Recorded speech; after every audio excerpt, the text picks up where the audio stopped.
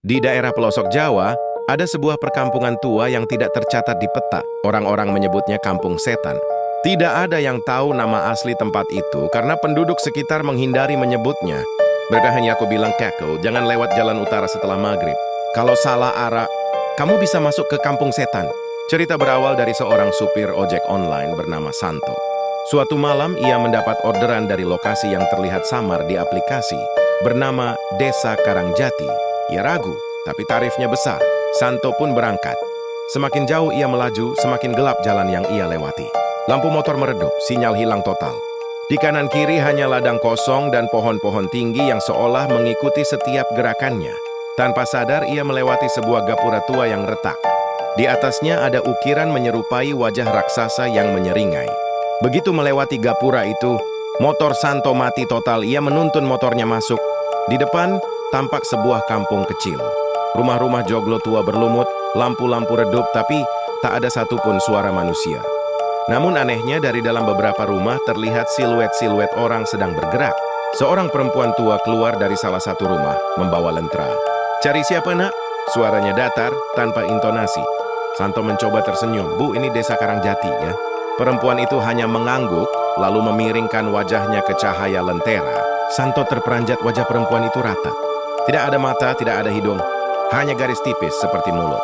Santo mundur perlahan, tapi dari tiap sudut jalan, makhluk-makhluk berwajah rata mulai bermunculan. Ada yang tubuhnya panjang seperti diregangkan, ada yang jalannya merangkak cepat di tanah. Ia berlari sekuat tenaga hingga tiba di sebuah bangunan besar seperti pendopo. Di dalamnya ada patung raksasa berwajah iblis dengan banyak tangan. Tiba-tiba ia mendengar suara bisikan. "Kau tidak seharusnya masuk ke sini?" Ketika ia menoleh, terlihat seorang anak kecil duduk di sudut ruangan.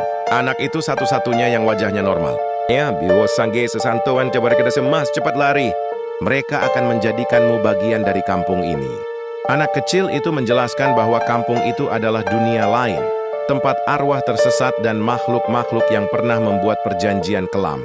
Mereka bisa menculik manusia hidup untuk dijadikan penduduk baru. "Kalau Mas nggak keluar sebelum tengah malam, Mas bakal berubah seperti mereka."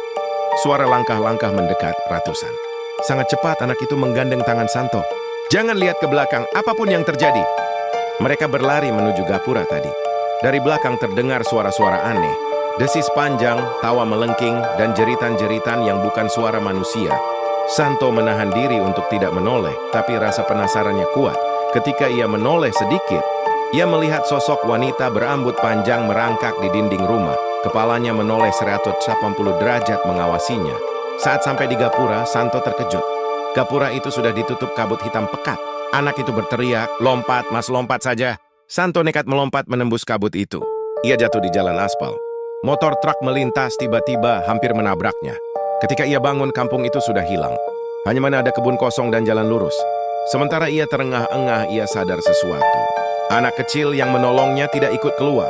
Dan selama berhari-hari setelah itu, setiap ia memejamkan mata, Santo selalu melihat wajah anak itu tersenyum tipis di sudut kamarnya. Jangan lupa subscribe untuk update video-video terbaru lainnya.